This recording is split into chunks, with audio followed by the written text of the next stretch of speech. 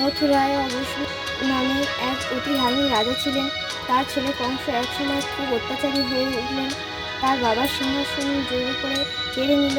তারপর সে মহাদেবকে আরাধনায় সন্তুষ্ট করে বর পেল যে শুধুমাত্র নিজের বোনের অষ্টম গর্ভের সন্তানের হাতেই সে মরবে, অন্য কারোর হাতে তার মৃত্যু নেই। এই বর পাওয়ার পর তার সাহস এবং অত্যাচার বহুগুণ বেড়ে গেল। এর মধ্যে ভাদ্র মাসের কৃষ্ণপক্ষের অষ্টমী তিথিতে গভীর রাত্রিরে নারায়ণ ভূমিষ্ঠ হলেন দেবকীর কোলে। নারায়ণের শ্যামবর্ণ চতুষ্কোণ মূর্তি দেখে দেবকী ও বসুদেবের মুগ্ধ হয়ে গেলেন। বসুদেব তা খুবই কাতরভাবে ভগবানকে ডাকতে লাগলেন। পাথরের ওপর আছড়ে মেরে ফেলতে গেল। সেই মুহূর্তে তার হাত থেকে মেয়েটি শূন্যে উঠে গিয়ে যোগমায়া মূর্তি ধারণ করে শূন্যে মিলিয়ে গেল। যাওয়ার সময় তিনি কংসকে বলে গেলেন, তোমাকে বধিবে যে গোকুলে বাড়িছে।